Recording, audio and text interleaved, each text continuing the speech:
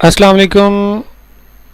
Pharmacy technician के तमाम students, उसके अलावा जितने भी मेडिकल स्टूडेंट्स फिज़ियोलॉजी के टॉपिक को आज हम डिस्कस कर रहे हैं और जिस बुक को मैंने सामने ओपन किया है ये पंजाब फार्मेसी कौंसिल लाहौर की जानिब से जो फार्मेसी टेक्नीशियन के बुक्स हैं उसमें फ़िज़ियोलॉजी की बुक का पेज नंबर 86 है और इसमें हमने डिस्कस करना है properties of cardiac muscles. Properties of cardiac muscles में हम देखेंगे कि कार्डिक मसल्स की क्या क्या खसूसियात होती हैं और कार्डिक मसल्स पहले देख लेते हैं कि ये क्या होते हैं। कार्डिक का मीन होता है हार्ट यानी कि दिल, और वो मसल्स जो कि हार्ट बनाते हैं, दिल को बनाते हैं, या दिल जो है वो जिन मसल्स से मिल के बनता है वो है कार्डिक मसल्स। कार्डिक मसल्स की जो नेचर है वो इनवॉलेंट्री होती है। इनवॉलेंट्री का मतलब है कि ये गैर इरादी होते हैं, ख़ुद ब खुद मूव करते हैं, ख़ुद ब खुद कॉन्ट्रैक्ट करते हैं। अपनी मर्ज़ी से हम इसको कॉन्ट्रैक्ट या रिलैक्स नहीं करवा सकते। ऑटोमेटिक जो होते हैं वो इनवॉलेंट्री होते हैं। और दूसरा है जी स्ट्राइएटेड इन अपीयरेंस। अपीयरेंस भी इनकी जो है वो स्ट्राइएटेड होती है। स्ट्राइएटेड अपीयरेंस का मतलब है कि कार्डिक मसल्स की जो रेशे होते हैं जो वो एक दूसरे के साथ लिंक होते हैं, कनेक्टेड होते हैं। तो नेचर की बात करें तो ये इनवॉलेंट्री होते हैं। अगला जो पॉइंट है, प्रॉपर्टी है, वो है कार्डिक मसल्स एज अ सैंक्शियम। सैंक्शियम का मतलब होता है कि एकजुट, एक साथ काम करने वाले। तो जितने भी कार्डिक के मसल्स हैं वो सारे के सारे एक सिंगल यूनिट में काम करते हैं, इसलिए इसे फंक्शनल सैंक्शियम कहते हैं, यूनिट को, पूरे यूनिट को। हार्ट के दो फंक्शनल सैंक्शियम होते हैं। Heart is composed of two different syncytia, atrial syncytia and ventricular syncytium. Atrial syncytium जो होता है, हार्ट के जो चैम्बर्स हैं ऊपर वाले उनको एट्रिया कहते हैं, और उसके सारे मसल्स एक साथ कॉन्ट्रैक्ट करते हैं, और नीचे वाले जो दो चैम्बर हैं वेंट्रिकल्स, उनके सारे मसल्स एक साथ कॉन्ट्रैक्ट करते हैं। इसलिए ये दो सैंक्शिया हो गए। और हार्ट जो है वो डबल पंप करता है, एक एट्रिया पंप करते हैं और नीचे से फिर वेंट्रिकल पंप करते हैं। तो हार्ट के जो कार्डिक मसल्स हैं वो सैंक्शियम के तौर पे काम कर रहे होते हैं। नेक्स्ट प्रॉपर्टी है automaticity. Automaticity is the ability of the cells to undergo depolarization. Automaticity का मतलब है कि सेल्स का डीपोलराइजेशन में चले जाना,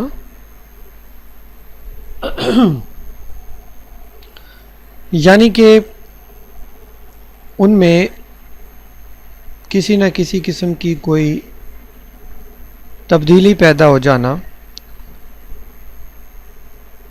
और हार्ट के मसल्स जो हैं वो ख़ुद ब खुद ही उनके अंदर कंट्रैक्शन रिलैक्सेशन होती रहती है, इसलिए ये ऑटोमेटिक होते हैं। रिदमिसिटी जो है, रिदम इसका मतलब है spontaneous depolarization occurring at regular interval. Polarization तो होती है कार्डिक मसल्स में, डीपोलराइजेशन, लेकिन वो डीपोलराइजेशन रेगुलर चलती रहती है। उसका एक ना रिदम होता है, एक ख़ास थोड़े थोड़े वक्फे के बाद वो डीपोलराइजेशन होती रहती है। इसलिए हार्ट जो है वो हर वक्त जो है कंट्रैक्ट होता रहता है, रिलैक्स होता रहता है। और ये होता किस वजह से है? सोडियम आयंस की वजह से, क्योंकि पोलराइजेशन जो है वो आयंस की वजह से होती है तो डीपोलराइजेशन जो है वो भी आयंस की वजह से होती है, और हार्ट के मसल्स की डीपोलराइजेशन जिस आयन की वजह से होती है वो है सोडियम आयन। एमसीक्यूज़ का ये भी क्वेश्चन आ सकता है। Conductivity, it is the transfer of cardiac muscles from the sinoatrial node SA to all cardiac muscles। Conductivity जो है वो क्या होता है कि कार्डियक इम्पल्स जो है वो SA node, sinoatrial node, SA node से सारे मसल्स में इम्पल्स को ट्रांसफ़र करना कंडक्टिविटी कहलाता है। कार्डियक इम्पल्स जो होती है ये ब्रेन से मैसेज आता है जब कि हार्ट जो है कंट्रैक्ट करे, और ये हर वक्त ही आता रहता है, और वो ब्रेन से जो मैसेज आता है उसको इम्पल्स कहते हैं, और वो इम्पल्स साइनोएट्रियल नोड यानी कि ऐसे नोड को मिलती है आगे, और फिर वो ऐसे नोड उसको हार्ट के सारे मसल्स में ट्रांसफ़र कर देता है। तो ये इसे कहते हैं कंडक्टिविटी। अगर ये ऐसे नोड ना हो तो हार्ट कंट्रैक्ट नहीं करेगा, क्योंकि जो ब्रेन से कार्डियक इम्पल्स आएगी वो आगे ट्रांसफ़र ही नहीं होगी मसल्स को, और उस वजह से मसल्स जो हैं फिर वो कॉन्ट्रैक्ट नहीं करेंगे। नेक्स्ट है भी पाथवे। अब कौन सा पाथवे है जिस पाथवे पे चल के कार्डियक इम्पल्स जो है वो मूव करती है? तो ऐसे नोड से सबसे पहले ऐसे नोड पर आएगा इम्पल्स, उसके बाद इंट्रानोडल पाथवे से होता हुआ एवी नोड तक चला जाएगा। एवी जो है ये एट्रियो वेंट्रिकुलर नोड होता है, दरमियान में हार्ट के होता है।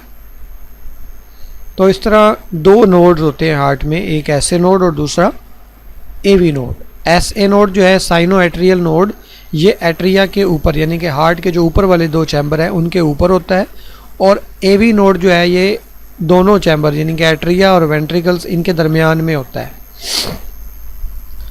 इम्पल्स आती है ब्रेन से ऐसे नोड पे, ऐसे नोड से एवी नोड पे, और एवी नोड पे सारे मसल्स को ट्रांसफ़र कर देता है वो इम्पल्स, और इस तरह फिर हार्ट के सारे मसल्स कॉन्ट्रैक्ट करते हैं। ऐसे नोड पे आएगी, ऐसे नोड एट्रिया के मसल्स को कॉन्ट्रैक्ट करेगा, फिर एवी नोड तक इम्पल्स पहुंचती है, फिर एवी नोड वेंट्रिकल के मसल्स को कॉन्ट्रैक्ट करवाता है। इस तरह डबल कंट्रैक्शन होती है हार्ट में। कंट्रैक्टाइलिटी, हार्ट के मसल्स की प्रॉपर्टी है कि वो कंट्रैक्शन करते हैं, क्योंकि मसल्स एक्टिन और मायोसिन के बने होते हैं, और उस एक्टिन और मायोसिन की वजह से कंट्रैक्शन होती रहती है कैल्शियम आयन की मदद से और एटीपी की वजह से। Refractory period, this is the time period during which N already excited cardiac muscles cannot be re-excited by the normal stimulus। Refractory period वो पीरियड होता है जिसमें पहले से जो कार्डियक मसल्स जो हैं कंट्रैक्ट हुए होते हैं वो दोबारा से कंट्रैक्ट होते हैं, यानी कि एक दफ़ा कंट्रैक्शन हुई उसके बाद दोबारा कंट्रैक्शन हुई। ये जो दरमियान का पूरा वो वक़्त है वो रिफ्रैक्टरी पीरियड कहलाता है, और इसमें कोई घंटा या मिनट नहीं लगते, सेकंड से भी पहले जो है वो हार्ट कंट्रैक्ट कर रहा होता है।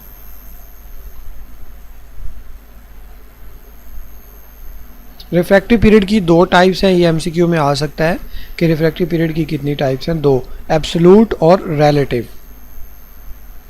All or nothing law, cardiac muscles के फाइबर या तो कॉन्ट्रैक्ट नहीं करते अगर तो स्टिमुलस सब थ्रेशोल्ड का हो, यानी कि जितना कार्डियक मसल को पूरा पैगाम आएगा जब तक, तो फिर ऐसे नोड जो है वो आगे पैगाम पहुंचाएगा और कार्डियक को कंट्रैक्ट करवाएगा।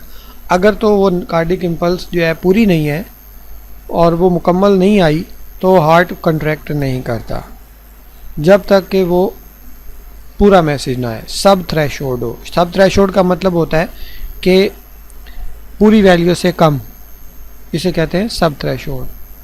थ्रेशोल्ड होता है कि पूरा मैसेज आ जाए, और जब पूरे मैसेज से कम मैसेज आए उसे कहते हैं सब थ्रेशोल्ड। और ना ही हार्ट का मसल कॉन्ट्रैक्ट करेगा जब उस थ्रेशोल्ड लेवल से ज़्यादा इम्पल्स आ जाए, ना ज़्यादा पे कॉन्ट्रैक्ट करता है ना कम पे, थ्रेशोल्ड वैल्यू पे कॉन्ट्रैक्ट करता है। इसलिए सारे कॉन्ट्रैक्ट करेंगे या कोई भी नहीं करेगा।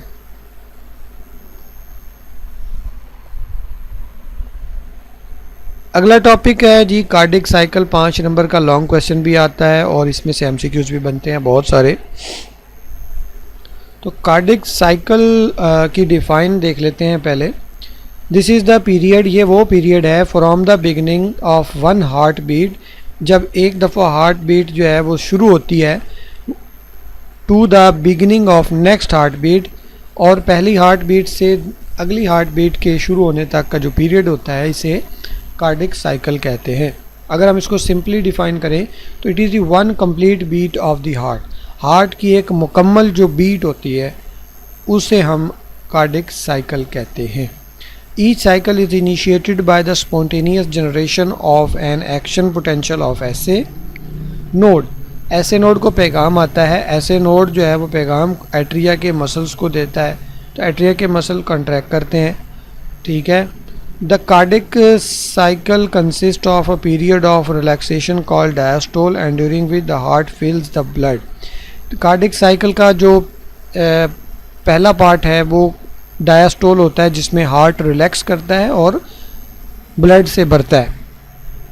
This period followed by the period of contraction, जिसे सिस्टोल कहते हैं, और जब हार्ट ब्लड से भर जाता है तो फिर हार्ट कंट्रैक्ट करता है और उसको सिस्टोल कहते हैं। As describe by the Wigger, the cardiac cycle can be divided into 8 stages. Cardiac cycle की 8 स्टेजेस हैं, ये विगर ने डिस्क्राइब किया है। वैसे तो कार्डिक साइकिल के 2 पीरियड हैं, एक डायस्टोल और दूसरा सिस्टोल, लेकिन जो स्टेजेस हैं इनमें वो है 8 स्टेजेस, और इन 8 स्टेजेस पे जो वक़्त लगता है, टाइम लगता है, वो 0.8 सेकंड लगता है। यानी कि एक कार्डिक साइकिल को कंप्लीट होने में 0.8 सेकंड लगते हैं, ये एक पूरा सेकंड भी नहीं लगता। ठीक है। और इस 0.8 सेकंड में 1 सेकंड से पहले पहले जो है हार्ट कंट्रैक्ट भी करता है और रिलैक्स भी करता है।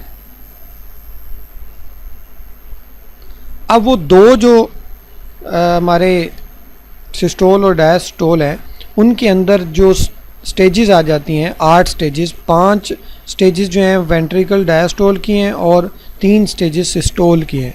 कि जब हार्ट कंट्रैक्ट करता है तो वो उसमें 3 स्टेजेस हैं, और जब हार्ट रिलैक्स करता है तो उसमें 5 स्टेजेस हैं। इनके नाम देखिए और इनके ये ड्यूरेशन भी है, तो एमसीक्यू में आ सकते हैं ये।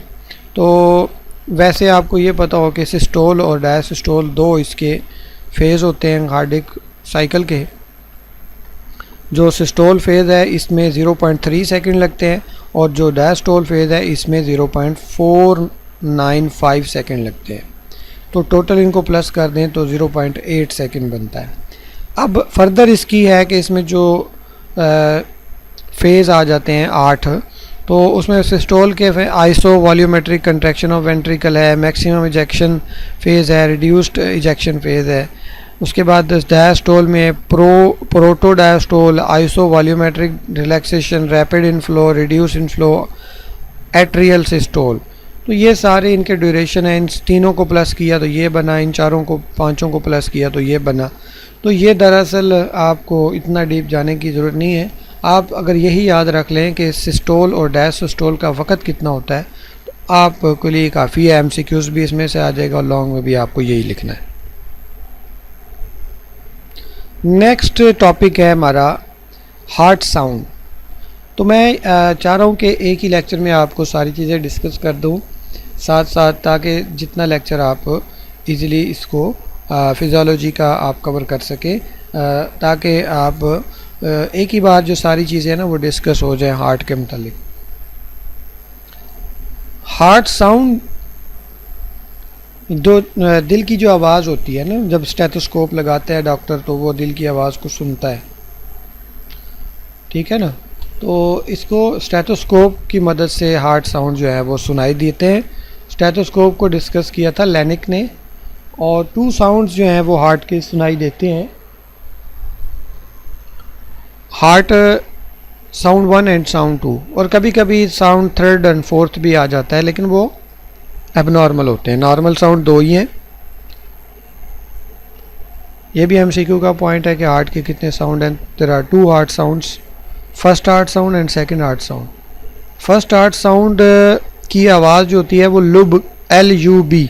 ये भी MCQ में आता है कि फर्स्ट हार्ट साउंड की आवाज़ लुब होती है और सेकंड हार्ट साउंड की आवाज़ डुब होती है, लुब डुब, DUB LUB। फर्स्ट जो है वो LUB है और सेकंड जो है वो DUB है। अब जो लुब कैसे प्रोड्यूस होता है? It is produce just after onset of ventricular systole. जब वेंट्रिकल सिस्टोल होता है, यानी कि जब हार्ट के नीचे वाले सेल्स जो हैं वो कंट्रैक्ट करते हैं, तो उसकी वजह से जो AV वॉल्स हैं, यानी कि जो हार्ट के दोनों चैम्बर्स के दरमियान में जो वॉल्स होते हैं वो क्लोज़ हो जाते हैं, और जब वॉल बंद होते हैं तो उसकी वजह से आवाज़ पैदा होती है, और AV वॉल जब बंद होते हैं तो फिर उस आवाज़ में जो साउंड होता है वो LUB का होता है, लुब का होता है। तो आपको समझ आ गया कि फर्स्ट हार्ट साउंड किस वजह से प्रोड्यूस होता है, AV वॉल्स के बंद होने की वजह। AV का मतलब है एट्रियो वेंट्रिकल, यानी कि जो एट्रिया और वेंट्रिकल के दरमियान में वाल होते हैं। ये डायग्राम देखें आप, ये एट्रिया ऊपर वाले खाने, नीचे वाले वेंट्रिकल, और इन दोनों के दरमियान में ये वॉल है। इस वॉल के बंद होने पे आवाज़ आती है लुब, और जो डुब की आवाज़ आती है सेकंड हार्ट साउंड, वो आती है जब वेंट्रिकल या नीचे वाले दोनों खाने कॉन्ट्रैक्ट करते हैं और ब्लड को जो है वो ब्लड वेसल्स में, एओर्टा में और पल्मोनरी आर्टरी में भेजते हैं, पल्मोनरी आर्टरी में भेजते हैं, तो फिर ये डुब की आवाज़ आती है। मैं कॉमन स्टूडेंट्स को समझा देता हूँ कि जब अंदर वाले मसल्स, दिल के अंदरूनी मसल्स जब अंदरूनी वाल जब बंद होते हैं तो लुब की आवाज़ आती है, और जब बैरूनी वाल बंद होते हैं तो डुब की आवाज़ आती है। ठीक है ना? अंदर वाले को AV कहते हैं और बाहर वालों को क्या कहते हैं? एओर्टिक एंड पल्मोनरी वाल। एओर्टा में एओर्टिक वाल होता है और पल्मोनरी ट्रंक में पल्मोनरी वाल होता है। मरमर, एबनॉर्मल हार्ट साउंड को मरमर कहते हैं, और ये थर्ड एंड फोर्थ साउंड जो आता है ना कभी कभी, ये मरमर या एबनॉर्मल हार्ट साउंड होते हैं। और ये किस वजह से आते हैं?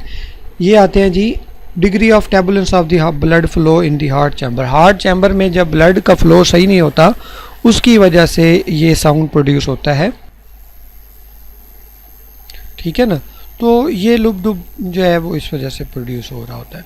तो आज हमने इस लेक्चर में डिस्कस किया कि हार्ट साउंड क्या होते हैं, कार्डिक साइकिल को भी डिस्कस किया हमने, और उसके अलावा हमने हार्ट की जो कार्डिक प्रॉपर्टीज़ हैं, कार्डिक मसल्स की, वो भी हमने डिस्क्राइब की हैं।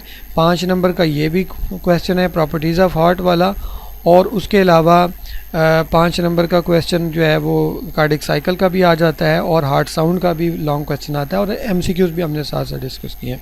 वीडियो अच्छी लगी है तो लाइक कर लीजिए, कमेंट में बताइए कहाँ से देख रहे हैं, और मेरे स्टूडेंट जो हैं वो सब्सक्राइब करें चैनल को, और जितने भी नए जो वीडियो देख रहे हैं वो भी मेरे चैनल को सब्सक्राइब कर लें, ताकि इस तरह के मज़ीद लेक्चर भी आपको बर वक्त मिल सके।